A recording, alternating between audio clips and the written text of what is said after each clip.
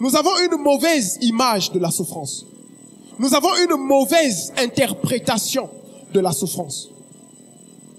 Et cette interprétation, croyez-moi, ne vient pas des apôtres ni de Jésus.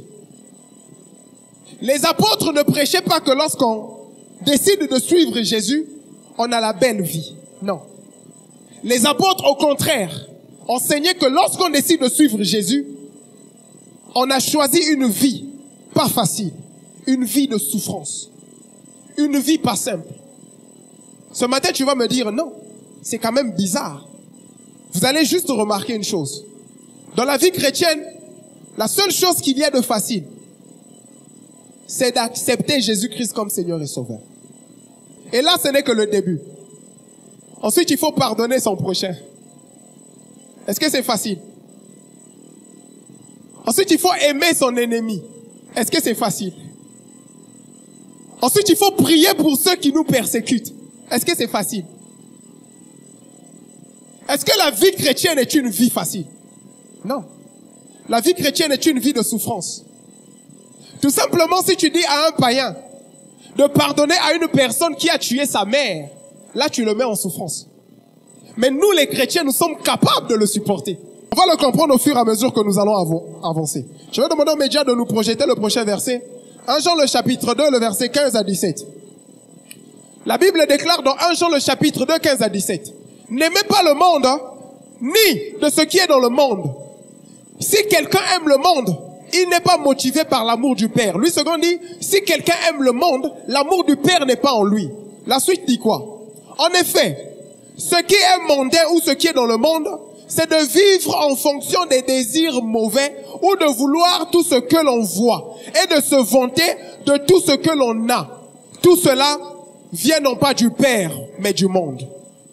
Voilà donc le comportement. Non, on peut repartir en arrière. Voilà le comportement d'une personne qui n'aime pas la souffrance. Celui qui n'aime pas la souffrance vit comme ce verset le dit.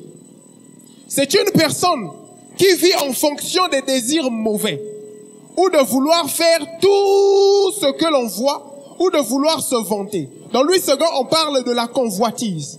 On parle de l'orgueil. Vous savez, en tant qu'enfant de Dieu, celui qui aime la souffrance ne peut pas convoiter. Celui qui supporte la souffrance ne peut pas envier. Celui qui supporte la souffrance ne peut pas jalouser. Mais toutes ces choses, on les trouve dans le monde. Pourquoi? Parce que le monde ne sait pas supporter la souffrance. Alléluia. Frères et sœurs, si aujourd'hui dans le corps du Christ, où l'église nous prêche que la souffrance n'est pas bon pour le chrétien, nous partons dans les églises, nous écoutons des pasteurs dire, nous allons chasser l'esprit de souffrance. On ne chasse pas l'esprit de souffrance. C'est impossible. Alléluia. L'esprit de souffrance, elle est avec nous. Je ne sais pas si c'est un esprit. Mais en tout cas, la souffrance, c'est le quotidien du chrétien. C'est ce qu'on ne dit pas dans nos églises. Ici à Manaïm, à l'Alliance chrétienne, nous prêchons la vérité. Et le cacher au peuple de Dieu serait mentir au peuple de Dieu. Pourquoi les gens ne prêchent pas ce genre de message? C'est parce que dans ces églises, on nous prêche la prospérité. On nous prêche la richesse matérielle. Ils sont devenus les experts de la prédication de la prospérité. Mais ils ne savent pas que la souffrance est un trésor. De la souffrance peuvent sortir plus de choses que du bonheur. Alléluia. N'est-ce pas la Bible déclare que vaut mieux aller dans une maison de deuil que d'aller dans une maison là où il y a la fête? C'est pas moi qui le dis, c'est la parole qui le dit. Mais pourquoi aller dans une maison de deuil là où il y a la souffrance? La Bible dit quoi? C'est quoi la réponse? C'est pour réfléchir. Donc ça veut dire que traverser la souffrance permet aux chrétiens de réfléchir. Alléluia. Ce matin, je suis venu nous annoncer cette bonne nouvelle. Que la souffrance est un trésor. Ce qui n'est plus prêché dans nos églises. Dans les églises modernes du 21e siècle, c'est « reçois ta voiture, reçois ton mariage ». Sœur, Dieu m'a dit que tu souffres trop. Ce n'est pas normal. Ça doit être des esprits de famille. Si tu penses que la souffrance, un enfant de Dieu ne peut pas passer par la souffrance, comprends seulement une chose. Nous avons un de nos grands frères. C'est notre grand frère aîné. D'accord? Nous tous, nous avons le même père. Ok? Lui, notre père, l'a envoyé à la croix. Alléluia! Et lui-même, avant d'aller à la croix, dans Luc le chapitre 9 nous dit que chacun de vous aussi porte sa croix.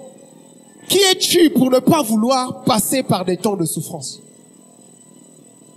Qui prétendons-nous être de ne pas vouloir passer par des moments de souffrance? Alléluia! La souffrance est un trésor pour le chrétien. Tout chrétien doit savoir que la vie chrétienne est une vie de souffrance. 1 Pierre 4, le verset 1. La Bible dit quoi dans 1 Pierre 4, le verset 1? Puisque Christ a souffert dans son corps, vous aussi. C'est pas moi qui le dis. Puisque Christ a souffert dans son corps, vous aussi armez-vous de la même façon de voir. Celui qui a souffert dans son corps en a fini avec le péché. J'ai dit qu'aujourd'hui nous allons beaucoup lire. Je vais moins parler par mon expérience, mais je vais laisser la Bible parler. Ici c'est l'apôtre Pierre qui le dit. Puisque Christ a souffert dans son corps, nous aussi, armons-nous de la même façon de voir. Dans Louis II, on dit, nous aussi, armons-nous de la même pensée. Mais pourquoi moi, Monjima Manaïm, je vais me armer d'une pensée de souffrir? Est-ce que la Bible veut mon malheur? Non. La Bible dit, tout concourt au bien de ceux qui aiment Dieu. Même la souffrance du chrétien concourt au bien, à son propre bien. Alléluia.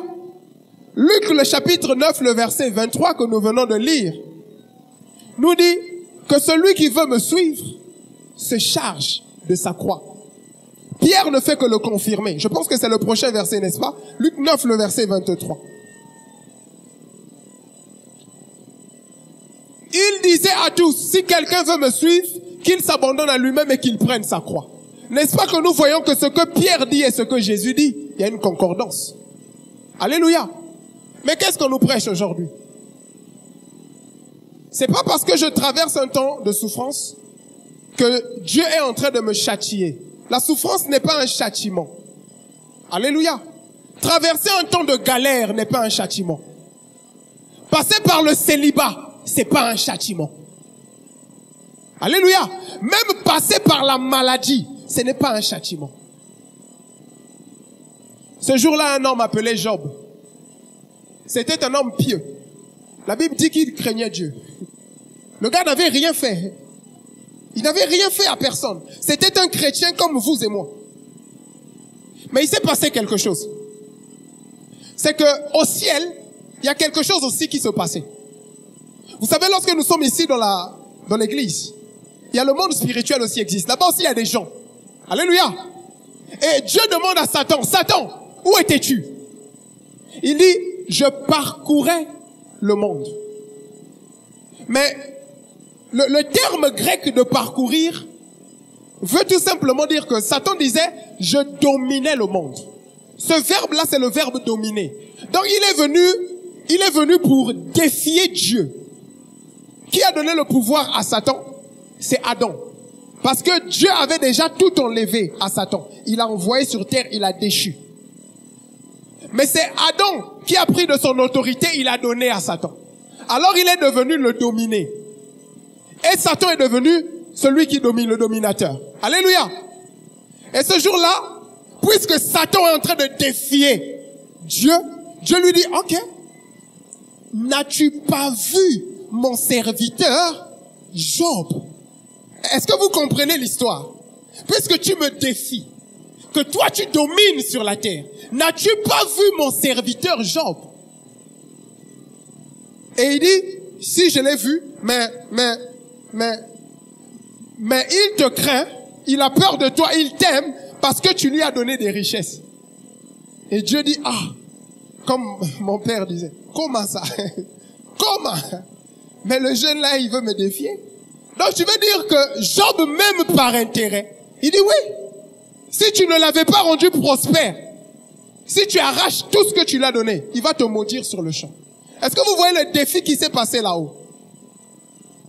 En fait, Satan ne voulait pas faire du mal à Job. Mais sa cible, c'était de faire mal à Dieu. Alléluia. Voilà comment Dieu donne l'autorisation à Satan de partir faire de lui tout ce qu'il veut, mais de ne pas toucher à sa vie. Et Satan descend. Le Seigneur Jésus le décrit si bien. Il dit, Satan est descendu du ciel, animé d'une très grande colère. Quand il venait pour massacrer Job, c'était pas avec le sourire. Et il est venu, frères et sœurs. Job était un milliardaire. Oui. Job avait tout l'argent du monde. Job avait une femme, des enfants. Il était aussi un homme qui craignait Dieu. Mais la Bible dit quoi? Satan a tué ses enfants. Il a détruit ses biens. Au-delà de ça encore, il lui a donné une maladie. Il avait du pus, l'ulcère dans la chair.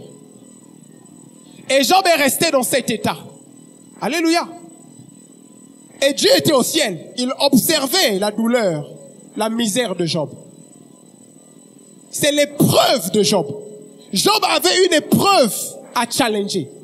Il devait aider Dieu à donner tort à Satan. Alléluia. J'aimerais te dire une chose.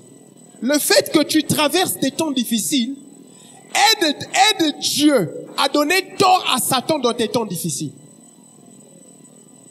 Alléluia. Tu aides Dieu à donner Satan tort lorsque tu sais supporter la souffrance. Maintenant, écoute celle-ci. Celui qui ne supporte pas ou qui n'aime pas la souffrance est un sorcier. Tu dis pas amen, hein? Ah, c'est difficile à dire amen. Celui qui n'aime pas la souffrance ou qui ne sait pas supporter la souffrance est un sorcier. Tu vas le comprendre tout à l'heure. Tu pensais que le sorcier, c'est celui qui va dans les maisons des fétiches pour maudire les gens ou tout. Non. Tu sais, celui qui n'aime pas la souffrance est un sorcier. Pourquoi? Parce que lorsqu'une femme doit accoucher, alléluia, elle est sur le lit, je ne sais pas comment on appelle ça. Le lit de quoi? Le lit d'accouchement. Voilà, la salle d'accouchement.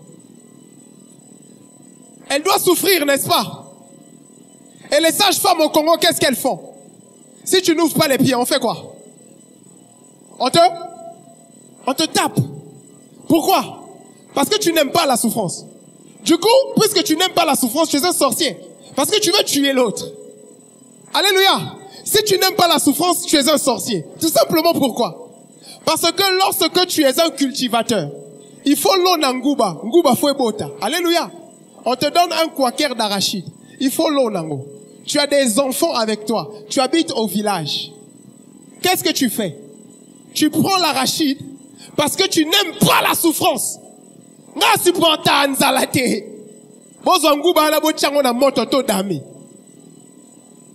Et puis on prend l'arachide, on met au feu, tu manges. Après les enfants, tu n'as pas planté, n'est-ce pas? L'avenir des enfants, comment c'est assuré? Celui qui n'aime pas la souffrance est un sorcier. Pourquoi? Parce que j'avais rencontré un papa chez nous. Il a dit ceci. Moi, je sens déjà ma retraite venir. Nazana moi de ma pangunanga na centre-ville na moko na elle a son projet. Donc moi na moka na poto misuba awa. Mais ce que je vais faire, vu que je pars en retraite, je vais prendre mes parcelles qui sont en ville, je vais vendre ça na somimi tukananga na kepoto. Moi na a débrouillé. Parce qu'il n'aime pas la souffrance. Alléluia. Il ne peut pas supporter souffrir pour ses enfants. Ça fait de lui un quoi? Un sorcier. Parce qu'il n'aime pas la souffrance. Tu sais pourquoi est-ce que quand tu n'aimes pas supporter la souffrance, tu es un sorcier? Ou une sorcière? Parce que lorsque tu manques de lait de beauté, pour alors que tu es célibataire, tu dis, nga supportable, pas cité. Moi, je ne supporte pas cette souffrance. Voir ma peau blanche comme ça et na sek bwena kokate. Même si je prie, na okenanga ko bimana mibali misusu na yake église na osali la nzambe. Na obima kuna na osomba ba lotion na yake l'église na sali la nzambe. Ponga, na linga nanga souffrance te. Ça fait que tu es ici à l'église, mais tu es sorcière. Qui comprend? Ah, maintenant tu aimes la souffrance, hein? Moi j'aime la souffrance. La souffrance m'apprend beaucoup de choses. Alléluia. Celui qui ne supporte pas la souffrance. Parfois il y a des pasteurs aussi qui ne supportent pas la souffrance. Oui, il y en a. Il ne supporte pas la souffrance, qu'est-ce qu'il fait? Il va vous prêcher la prospérité matérielle. Il va vous prêcher beaucoup de dîmes et des offrandes. Il va créer des services à l'église pour vous dépouiller de beaucoup d'argent. Pourquoi? Parce que lui, il peut pas être un pasteur à l'Alliance chrétienne. À l'Alliance chrétienne, il n'y a pas de salaire.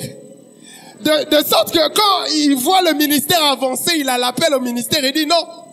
Dans cette église, il n'y a pas de salaire. Vaut mieux créer l'église Nangamoko pour ne mettre ça la salaire. Alléluia. Parce qu'il supporte pas la souffrance. Quand tu ne supportes pas la souffrance, tu vas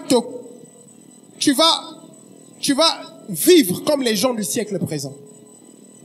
Les païens n'aiment pas la souffrance. Celui qui connaît un païen qui aime la souffrance, lève la main. Aucun païen n'aime la souffrance. Mais nous sommes le contraire des païens. Nous, par contre, le Seigneur Jésus nous appelle à nous armer de cette pensée d'aimer la souffrance. Parce que la souffrance nous apporte beaucoup de choses. Pourquoi aimer la souffrance? La souffrance nous enseigne la patience et la persévérance. Romains 5, le verset 3. La souffrance nous enseigne la patience et la persévérance. La Bible dit, bien plus, nous mettons notre fierté même dans nos détresses. Louis II dit, même dans nos souffrances. Car nous savons que la détresse produit la persévérance. Alléluia. La souffrance ou la détresse produit la persévérance. Lorsque tu es une fille et que tu sais supporter la souffrance, tu vas développer un esprit de patience. N'est-ce pas que la patience fait partie des fruits de l'esprit? Alléluia. Lorsque tu n'aimes pas la souffrance, tu seras ce qu'on appelle une femme ou un homme impatient. Moi, j'ai défini ça par un homme ou une femme sorcière. Bon, comprenez mon vocabulaire. La souffrance développe la passion. Laissez-moi encore vous dire une chose.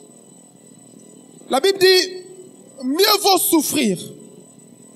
Moi, je préfère passer des temps de souffrance, c'est-à-dire que nous allons souffrir, après j'obtiens quelque chose, que de passer des temps de bonheur, bonheur, bonheur, bonheur, bonheur, bonheur. Le pasteur a l'habitude de nous dire, la vie chrétienne est une vie en dents de scie. Il y a des descentes, il y a des montées. Il y a des descentes, il y a des montées. Toi, tu es un enfant à la maison. Tu as des majordomes. D'accord? Aux Anaba, on les appelle comme des cuisiniers, des bonnes. On prépare pour toi. On fait le foufou pour toi. On fait la nourriture pour toi. On fait tout pour toi. Toi, on fait tout pour toi. On te conduit, on te laisse à l'école. Donc, tu peux même pas aller à l'école toi-même. Même pour faire le lait, on doit te faire le lait. Tu comprends? Tu es de gloire en gloire. C'est que les chrétiens aiment. De gloire en gloire. Donc, de gloire en gloire. Le jour que papa et maman seront pas là, tu souffriras plus que les personnes qui sont habituées à la souffrance. Qui a compris? Tu souffriras plus que les gens qui sont habitués à la souffrance. Demandez au pasteur s'il a toujours porté une basket et une chemise. Non. Mais il y a une autre personne. Ce qu'on peut essayer condition à pasteur, à outil na royauté. À une comme ça pasteur, a commis mal à l'aise. Ah, mon loco la koufi. Mais or que bateau, bah ça autour mais qu'est-ce qui se passe? Non, j'arrive pas à supporter. Mais comment vous pouvez vivre comme ça? Hein? Mais, mon frère, c'est ça la vie. C'est ça le monde. Ce n'est pas de gloire en gloire. C'est de gloire en chute. De gloire en chute. De gloire en chute. De gloire en chute. Tu m'emmènes. Parce que c'est ça la vie chrétienne. Le mensonge de l'ennemi, c'est de nous faire croire que la vie n'est faite que de bonheur. Et c'est comme ça que l'ennemi voulait tromper Job. Et la femme de Job est venue lui dire, mais tu souffres trop. Maudit Dieu. Dieu a dit non. Job a dit non, je ne peux pas le maudire. Vous savez que la crainte de Dieu, la souffrance, pardon, le passage par la souffrance développe même la spiritualité. Je pense que les anciens ici peuvent savoir. Quand tu passes par la souffrance, ta spiritualité va monter. Regardez ce qui s'est passé avec Job. Quand Job est passé par la souffrance, il est devenu prophète. Tu vas te surprendre. Tu vas me demander, mais comment ça? Job a parlé de la rédemption, alors que, à cette époque, le terme rédempteur n'existait pas. Quand on parle de rédemption, on parle du Seigneur Jésus. La rédemption de la croix. Job a traversé tellement tout un piaka que, dans le monde de l'esprit, il a prophétisé sur la venue du Messie. Il a dit, mon rédempteur est, il s'élèvera. Alléluia. Lorsque tu traverses des moments de souffrance, c'est des moments où tu apprends, où tu te connectes plus à Dieu, où tu demandes à Dieu, mais quelle est ta pensée par rapport à la situation que je traverse? Vous savez, pour que Dieu pouvait prendre le peuple en Égypte et les emmener directement dans le pays où coule le lait et le miel. Mais il les a fait passer par le désert pour qu'ils puissent apprendre. Alléluia. Pour qu'ils puissent apprendre que même na tango ampiaka, Nzambe aza pourvoyeur na biso. Akoki kosala miracle, même si je suis chômeur, Dieu peut me nourrir du 1er au 30. Même si je suis retraité, Dieu peut, Nzamba kosala otonganda ko même la retraite. Dieu peut faire que tout le long que tu travaillais, tu ne construis pas. Mais quand tu deviens retraité, il te fait construire pour qu'il te montre que lui, il est Dieu. Mais pour que tu arrives à ce stade-là, tu dois d'abord expérimenter les douleurs avec Dieu. Tu dois être un habitué de la souffrance. Si tu n'es pas un habitué de la souffrance, tu diras, ah, retraite est comme Oyak. Tu vois un petit 5 millions qui passe. Tu fais quoi? Alléluia. Parce que tu n'es pas un habitué de la souffrance. Donc tu es un voleur. Alléluia. Celui qui n'aime pas la souffrance est un sorcier. Tous ceux qui sont ici ont déjà souffert dans leur vie. Papa Blanchard, si tu vois comment est-ce que tu as grandi. Alléluia. Je vois souvent même le pasteur dire à Barbara, nous mangeons le pain dur. Ma papa est là qui a ma casse. Quand papa vous dit ça, c'est pas une histoire qu'il vous raconte. C'est pour vous préparer. C'est pour vous dire, tu sais, un jour, tu peux être peut-être en Russie. Là où on n'aime pas voir les Noirs. Et puis, il y aura du pain dur que tu avais mangé avant-hier, qui est resté sur le frigo, par inspiration de papa, au salimouale, au tchoubian on a kachodame. Et, journée peleki. Alléluia. Mais si papa est un mauvais papa, il dira, écoute, moi j'ai souffert dans ma vie, mes enfants ne souffriront pas. Erreur. Alléluia. Ils deviendront des sorciers. Ils iront ramasser des grossesses pour emmener à la maison. Pourquoi? Parce qu'ils n'aiment pas la souffrance. C'est pour cela que ce matin, je vous dis, la souffrance, c'est bon. Pour le chrétien. Surtout le chrétien du 21e siècle. Surtout le chrétien de 2024. Alléluia. Ah, ce que je vous prêche ici, on prêche pas ça à l'église, n'est-ce pas? Merci. Nous allons continuer. On dit ici que lorsque nous souffrons pour plaire à Dieu, nous prenons part aux souffrances du Christ. Nous allons préparer 1 Pierre, le chapitre 5, le verset 10. Lorsque nous supportons la souffrance, Dieu fait son œuvre en nous. Et nous avons des bénédictions qui s'y attachent. 1 Pierre 5, le verset 10. Lorsque nous supportons la souffrance, Dieu fait son œuvre en nous. Et nous avons une bénédiction qui s'y attache. 1 Pierre 5, le verset 10. La Bible dit, vous aurez à souffrir.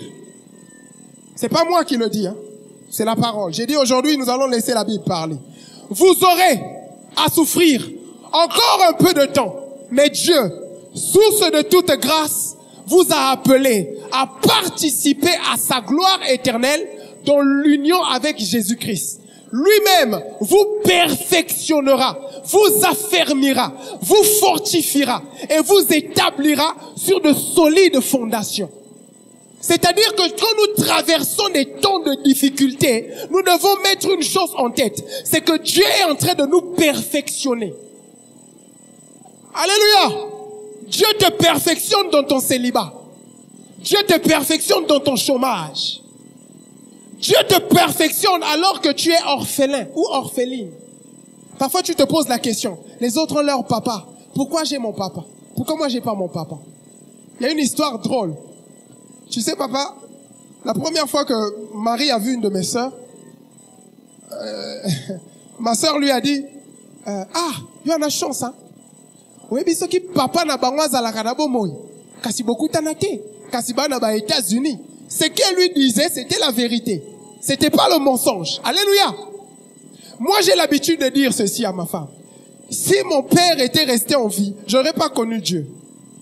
Parce que la façon dont il nous gâtait, à l'âge de 5 ans, je pouvais avoir même 12 vélos à la maison. Il était directeur de la NAC, il partait en France, il revenait en Suisse, il venait avec parfois même 5 vélos. Et on dit que j'étais très têtu. Quand tu étais petit, tu étais têtu. Ouais, tu emmerdais les gens et tout ça.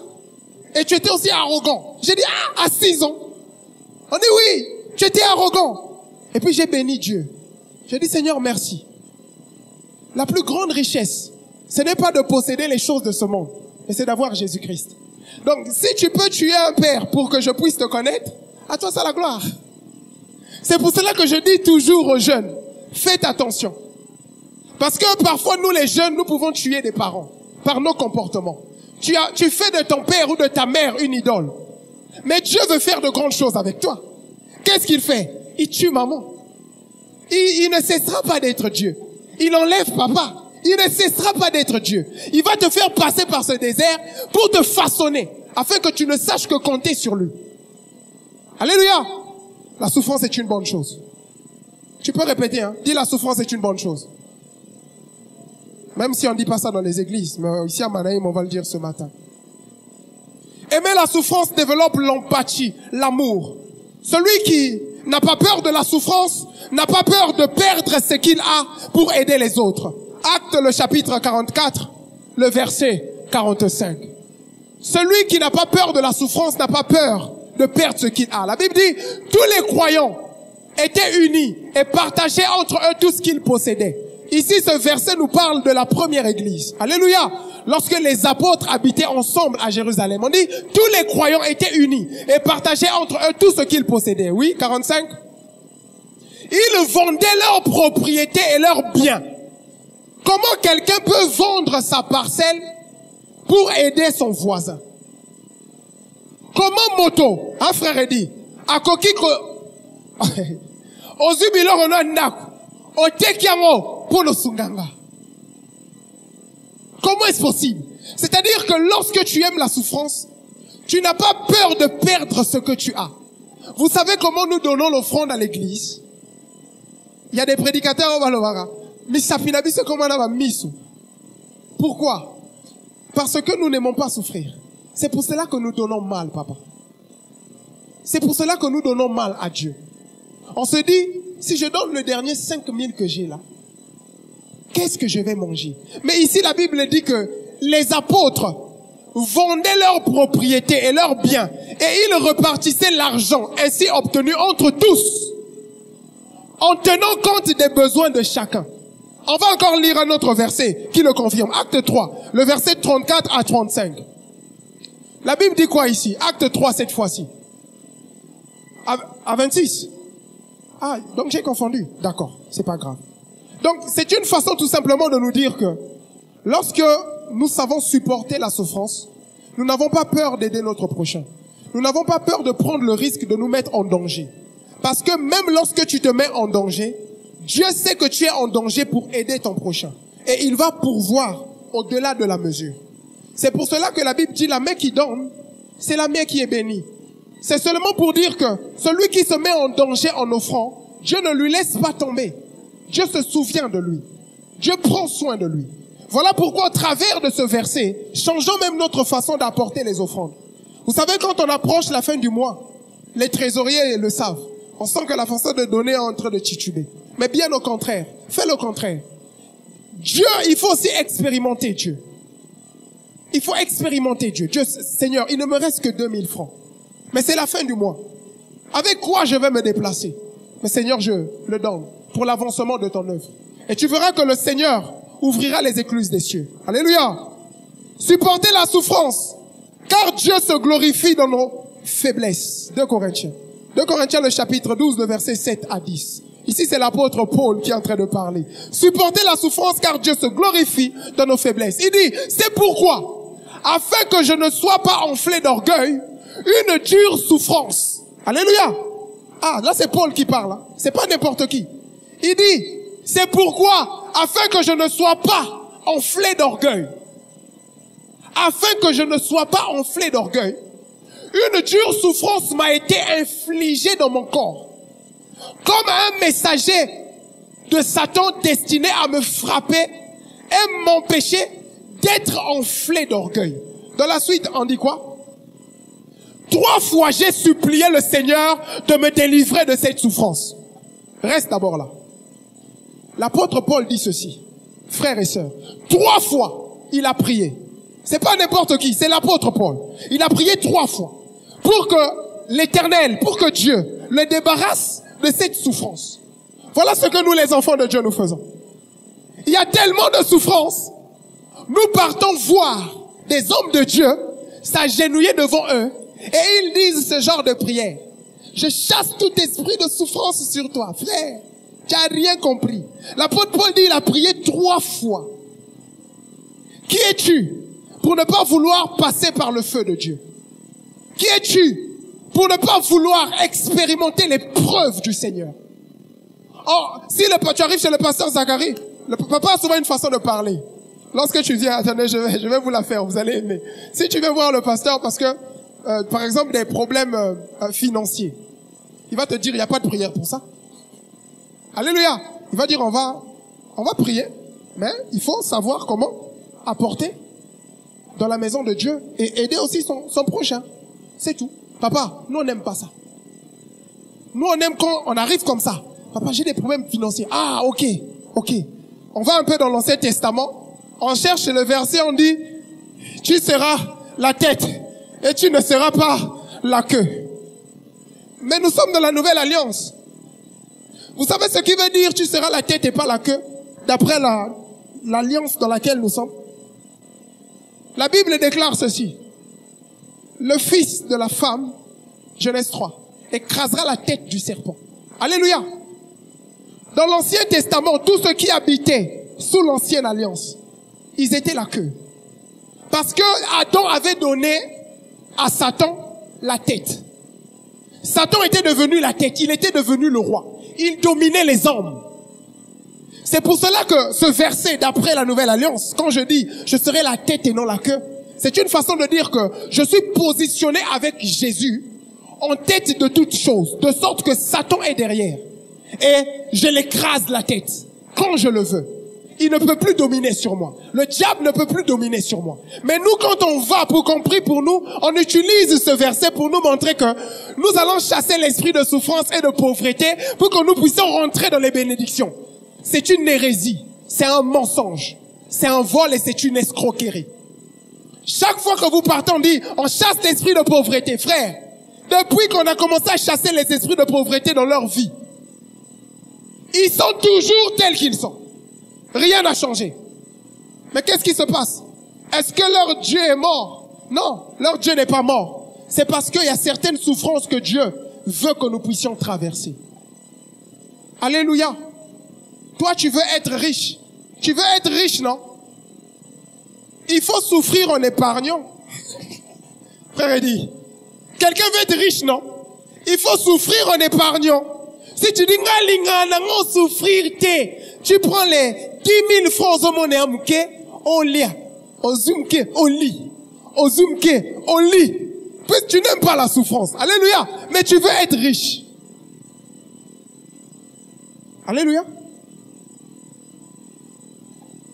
Arrêtons de nous voiler la face. Paul avait un défaut sur lui. Sur lui, tout le joug de son ministère. Glorifions donc Dieu dans nos faiblesses. 2 Corinthiens 13, verset 4. La Bible dit quoi? 2 Corinthiens 13, verset 4. La Bible parle elle-même. Du reste, c'est bien dans la faiblesse qu'il a été crucifié. Mais maintenant, il vit par la puissance de Dieu. Dans l'union avec lui, nous sommes faibles nous aussi. C'est l'apôtre Paul qui le dit. Dans l'union avec lui, nous sommes faibles, nous aussi. Mais dans ces églises, on ne dit pas ça. Dans cette église, on dit, dans l'union, on change même ça, on dit, dans l'union avec lui, nous sommes riches. Un chrétien ne peut pas être pauvre. Ce matin, je vais te dire une chose. Un chrétien peut être pauvre. Alléluia. Un chrétien peut manquer l'argent. On était avec Barbara quelque part.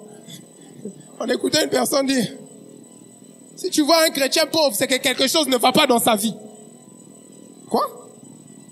C'est bizarre. Oh, un chrétien qui est pauvre, ça n'existe pas. Un chrétien qui est pauvre, ça n'existe pas. Et Jésus alors? Le gars n'avait même pas de maison. Pour entrer à Jérusalem, à Côte d'Ivoire, Anangana. À un moment dans son ministère, dans la caisse, il n'y avait plus rien. Mais nous, on aimerait partir seulement dans les églises où on voit que le temple est rayonnant, c'est joli. Là, on dit, la gloire de Dieu est ici. Alors que, dans le ministère de Jésus, le jour là pour payer l'impôt, pas Blanchard, même 100 francs est acquitté. Alléluia. Mais en quoi est-ce que nous croyons? Nous ne savons plus c'est quoi suivre Jésus. On nous a bernés. On nous prêche le monde. On ne nous prêche pas Christ. Voilà Christ. L'apôtre Paul dit, du reste bien. C'est bien dans ma faiblesse qu'il a été crucifié. Mais maintenant, il vit par la puissance de Dieu. Dans l'union avec lui, nous sommes faibles, nous aussi. Mais nous vivrons avec lui pour vous. Par cette même puissance de Dieu. L'apôtre Paul veut dire que eux, ils étaient faibles. Ils n'étaient pas des forts. Mais aujourd'hui, les serviteurs de Dieu, un serviteur de Dieu peut pas te dire qu'il est faible. Lui, il veut paraître puissant. Alléluia. Les serviteurs de Dieu font même plus que ça, papa. Nous voyons sur Internet. Une personne est pasteur, il va chez un autre pasteur pour chercher son onction. Pour chercher la puissance. On écoute des phrases sur les réseaux sociaux. Il y a un serviteur de Dieu, il est allé voir un autre pasteur, il a dit, il est venu, il est pasteur, hein. Aïe, au moins un pasteur, Moussou Salobi. Papa, je suis venu pour partir avec ton Dieu. Que ton Dieu soit mon Dieu. Mais le Dieu qui t'avait appelé pasteur, c'est quel Dieu? C'est quel Dieu? Lorsqu'on apprend qu'un pasteur est venu ici en ville, nous les jeunes serviteurs, on court là-bas. T'en as ma paroisse, hein? Mais qui m'a Et le pasteur l'a dit, pour ceux qui veulent avoir la double onction, venez, je vais vous remplir de la double onction. Il commence à mettre les mains sur vous. Vous n'êtes pas normaux. L'apôtre Paul dit, ils étaient faibles. Celui spirituellement qui dit qu'il est fort, Dieu le rabaisse. Mais celui qui dit qu'il est faible, Dieu l'élève. Alléluia. La Bible dit ceci. L'apôtre Pierre dit, humiliez-vous sous la main puissante de Dieu et il vous élèvera au temps convenable. Supportez la souffrance. Supportez la souffrance car Dieu se glorifie dans nos faiblesses. Là, nous étions dans 2 Corinthiens, le chapitre 13. Alléluia. C'est le chapitre 13, c'est ça? Nous continuons notre message. Supportez la souffrance pour ne pas être des hommes de Dieu sorciers. Ça m'a fait rire. Prenez d'abord Marc, le chapitre 10, le verset 35 à 38. Il y a quelque chose dedans qui m'a fait rire. C'est pour ça que j'ai dit qu'aujourd'hui, nous allons beaucoup lire. La Bible dit, alors Jacques et Jean, les fils de Zébédée, viennent auprès de Jésus, lui disent, Maître, nous désirons que tu fasses de nous ce que nous te demandons. C'est ce qu'aussi nous, les serviteurs de Dieu, quand nous partons voir un pasteur, nous lui demandons de faire ce que notre cœur désire. Et les faux pasteurs font quoi? Ils font ce que votre cœur désire. Ici, c'est Jean et c'est Zébédée et puis Jean. La suite, ça dit quoi? Que voulez-vous que je fasse pour vous? Leur dit Jésus. Alléluia. C'est la même chose que ces hommes de Dieu nous disent. Ah, ma fille, tu es venue. Comme s'il avait la solution. Donc, il pense que lui, il a la solution. Et la suite.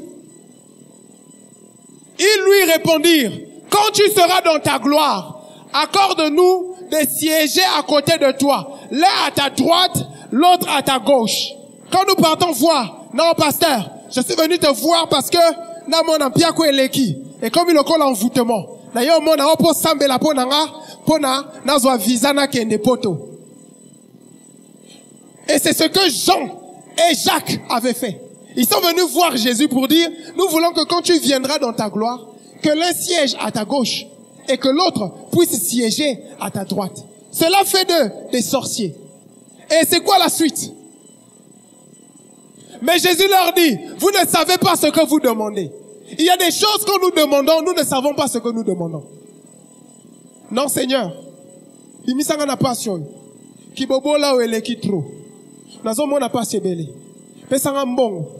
y a d'autres personnes qui disent, ah, ceux qui n'ont pas la mbong et belé kasi na sungi moto, wa monimo.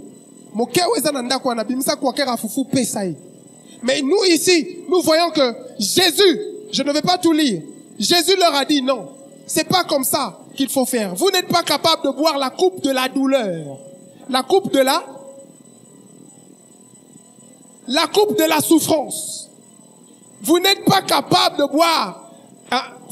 Êtes-vous capable de boire la coupe de douleur que je vais boire ou de recevoir le baptême dans lequel je vais être plongé? De quel baptême Jésus parlait? Jésus parlait de la croix. Jésus parlait de la souffrance. Lorsque j'ai lu ce verset, j'ai compris une chose. C'est que le Seigneur aime que nous puissions traverser des moments durs. Parce que c'est lorsque Jésus est monté à la croix, il a souffert, qu'après la croix, il a été glorifié. Alléluia. Nous aussi, portons notre croix de tous les jours. Parce que c'est en passant par ces temps de douleur qu'un jour, le Seigneur va nous glorifier. Alléluia. Nous allons finir. Supportez la souffrance, car Christ n'a pas reculé face à la souffrance. Marc 14, le verset 36. Nous allons aller vite cette fois-ci. Nous allons seulement lire. Marc 14, le verset 36. La Bible déclare quoi? Ah, c'est ça? Marc 14, le verset 36. 14, 36. Ah, d'accord. Ok. Ah, les médias ont un problème.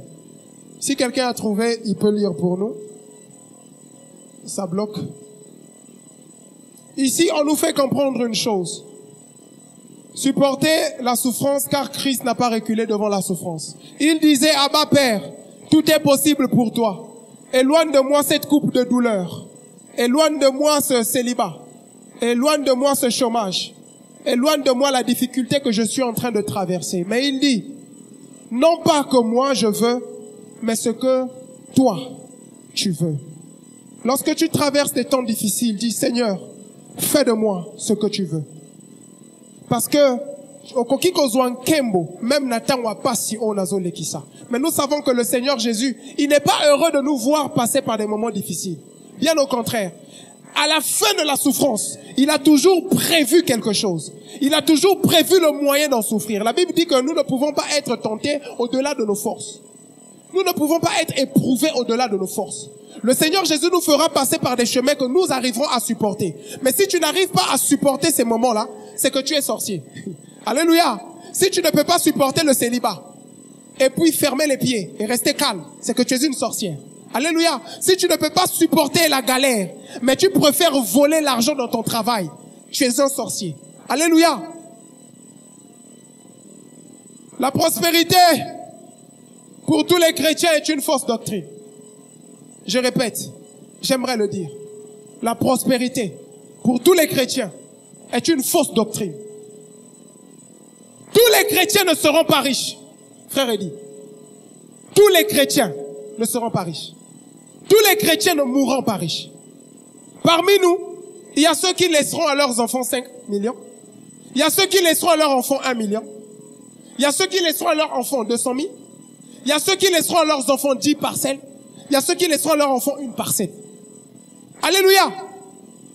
Il y a quelqu'un qui m'avait dit, né en Combo, grandi en Combo, fréquenté en Combo, j'ai eu le travail en Combo, donc mourir en Combo. J'ai dit, si c'est la volonté de Dieu, mourira en Combo. Enterré comment on appelle le cimetière là? Jérusalem. Enterré à Jérusalem. Alléluia. Si c'est la volonté de Dieu. Dieu n'est pas obligé de t'emmener aux États-Unis pour te bénir. Alléluia. Dieu peut te bénir avec le bout de manioc que tu mets devant ta porte. Parce qu'il est Dieu. Il fait ce qu'il veut. La prospérité pour tous les chrétiens est une fausse doctrine. Colossiens 3, le verset 5 à 6. Voilà ce que la Bible dit dans Colossiens. Faites donc mourir tout ce qui est terrestre en vous. La débauche, l'impudicité, l'égoïsme, les mauvais désirs, l'avarice. Car l'avarice, c'est de l'idolâtrie. Frères et sœurs, idolâtrie. Quand tu viens à Jésus, tu vas voir tout l'argent du monde. Quand tu viens à Jésus, va passer ici. C'est pour cela que le cantique qu'on chante souvent ici, nous, avec les chants, Kolela nayo papa, et sili lelo, c'est le mensonge. Serge Epsi. C'est faux. Kolela nayo jepsi, et sili nanute, po oyazakati nayo, ala la kati, ala la pete, même pia keza. Amen, pezaka. Alléluia. Ah, po kolela nayo le, oh bampiaka nayo, bampiaka si la hati. Jésus a lui-même dit, les pauvres, vous les aurez toujours. Vous aurez toujours les pauvres. Ah, Seigneur. Non. Moi, je suis mort pour vos péchés. Qui vous a dit que je suis mort pour vos célibats? Je suis mort pour vous libérer du péché. Donc, les pauvres, vous en aurez toujours. Et même vous-même aussi, vous pourrez être pauvre. Quand ça c'est fait. Loin de moi l'esprit de pauvreté. Mon frère, ce n'est pas un esprit. C'est un passage obligatoire. Alléluia. Je connais un pays même qui traverse un temps de crise. Parfois pour payer même les salariés, il n'y a pas l'argent. Ça fait 4 mois on n'a pas payé. Parce que même un pays peut traverser un temps de galère. Alléluia. Maintenant, toi qui es un simple être humain, tu n'es même pas une institution. Lorsque nous supportons la souffrance, nous tuons la cupidité. Parce que si nous n'aimons pas la souffrance, nous allons être cupides. Le koso ambongo. Le koso Goyoka reçoit tes milliards, reçoit tes francs. Nous avons vu cette semaine un homme de Dieu jeter son nom. Il fait le buzz en ce moment. Moi, quand je vois ça, j'applaudis. J'ai dit merci Seigneur, il faut les exposer. Une personne qui a emmené son enfant, il a sorti l'enveloppe. Il dit, celui qui a seulement 10 000 $, 10 000 euros. Vous savez 10 000 euros c'est combien? Oh, c'est seulement 10 000 euros. Seulement 10 000 euros. Seulement 10 000 euros. 10 000 euros c'est combien de francs CFA? C'est combien de millions? Mais yozo lobanaba chrétien. Oh, yeso akoufela nekulusu. Oh, bazo traverser bâton difficile. Oh, l'apôtre Paul a lobby que chacun se charge de sa croix. Yemokaza nekulusu na mokongo. Ozo loba donne seulement 10 000 euros. Seulement 10 000 euros. Voleur. Alors que faire pour finir enfin ce matin, Papa Blanchard? Pour finir. Que faire lorsque nous traversons des temps de souffrance? Hébreux 13, le verset 5, maman. Ah, aujourd'hui vous êtes rapide, hein? Ah, on dirait que je vous ai félicité trop vite. Que faire lorsque nous traversons un temps de souffrance ou d'épreuve? Souvenez-vous de ceux qui vous ont dirigé, qui vous ont annoncé la parole de Dieu. Pensez à la façon dont ils ont vécu et comment ils sont morts et imitez leur foi. Ce verset dit tout. Ce verset dit tout. Qu'est-ce qu'il faut faire lorsque nous passons par des temps difficiles? Nous devons nous contenter de ce que nous avons. Alléluia. Dis, je me contente de ce que j'ai. Non, dis, je me contente de ce que j'ai. Parce que si tu ne te contentes pas de ce que tu as, c'est que tu envies ce que les autres ont. Alléluia. Et ça fait de toi un sorcier. Pardonnez-moi pour la définition là, parce que la meilleure chose est... Désolé. Que faut-il faire quand on traverse un temps de difficulté? 2 Corinthiens 8, le verset 12. Vous êtes rapide, hein? Car si l'on y met de la bonne volonté, Dieu accepte le don offert en tenant compte de ce que l'on a et non de ce que l'on n'a pas. Lorsque tu traverses un temps de souffrance, il faut aider ton prochain avec le peu que tu as. Alléluia. C'est pas parce que tu traverses un temps de souffrance que ozala motamonimo. Non. Sunga motonaka chapasi. Motomoga loba na biso. Soko yebi opesate. Yeba ata kozongisa. Ngese ksangata yoko. So yebo pesate, yebo kabate. Yeba kata kozongisa. Alléluia. Atawana. Ça dit, bah, ça qui est quoi qu'elle a foufou. So, moni moninga sangi quoi qu'elle a foufou. Yeba tako zongi saye quoi qu'elle a foufou, pour lire. Alors, bah, ah, ndeko, ah, quand même bien. Mais yo, le beau connaît Zalaka, boy. Tu vois, non? Tant qu'on se voit, liboke qui t'a pa. Oh, bah, notam moulaga, oui. Tu vois? Alléluia. Que faire lorsqu'on traverse un temps de souffrance? Philippiens 4, le verset 11 à 12. Ah, aujourd'hui vous êtes chaud, hein? Je ne parle pas ainsi parce que je suis dans le besoin. L'apôtre Paul dit ceci. Je ne parle pas ainsi parce que je suis dans le besoin.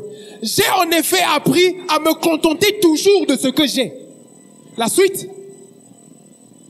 Je sais vivre dans la pauvreté. Puisque nous, on n'aime pas lire la parole de Dieu. Alors, vous voyez tous les versets là, c'est dans la Bible, hein, c'est pas ailleurs. Les pasteurs disent quoi? Il faut pas aimer la pauvreté. L'apôtre Paul dit, non, je sais vivre dans la pauvreté. Et puis nous, on est là. Bon, je prends qui? Prends la parole de Dieu. Alléluia. Crois en la parole de Dieu. Je sais vivre dans la pauvreté aussi bien que dans l'abondance. Jésus ne dit pas que nous sommes condamnés à être pauvres, non? Le chrétien peut être pauvre et riche. La Bible dit, l'Éternel est celui qui appauvrit, et il est aussi celui qui enrichit. L'apôtre Paul le dit bien. Il dit, moi je sais vivre dans la pauvreté aussi bien que dans l'abondance. J'ai appris à être satisfait partout et en toutes circonstances. En toutes circonstances. Nakacha qui célibat, nakacha chômage. Il dit, j'ai appris à être satisfait. Comment on peut être satisfait dans le chômage? Si on est satisfait dans le chômage, c'est parce qu'on sait supporter la souffrance. Alléluia. C'est parce qu'on sait supporter la souffrance. Que je sois rassasié ou affamé, que je sois dans l'abondance ou dans le besoin. Ah, merci Seigneur. Donc, lorsqu'on traverse un temps de souffrance, on doit savoir vivre avec ce que l'on a. Dis, je vivrai avec ce que j'ai. Ah, je vivrai avec les 2000 que j'ai. Je vais vivre avec. Parfois, je vais faire des grandes choses avec Kolekamoto à 25 000. Oui. Que faut-il faire quand on passe par un temps de souffrance? Il faut garder ton cœur et protéger ta foi contre les faux docteurs qui promettent que Dieu va te rendre riche à tout prix et par tous les efforts. 2 Pierre, le chapitre 2, le verset 3. Que dit la Bible? 2 Pierre. Il dit, par amour de l'argent, les faux enseignants vous exploiteront. Vous exploiteront au moyen de paroles artificielles. Mais en ce qui les concerne, depuis longtemps déjà, leur jugement est en cours. Moi, j'ajoutais en cours de téléchargement. Et leur perte ne se fera pas attendre. Alléluia. 3 Jean, le chapitre 1, le verset 2. La Bible dit quoi? Très cher ami, je souhaite que tout aille bien pour toi et que tu sois aussi en bonne santé physique comme prospère l'état de ton âme.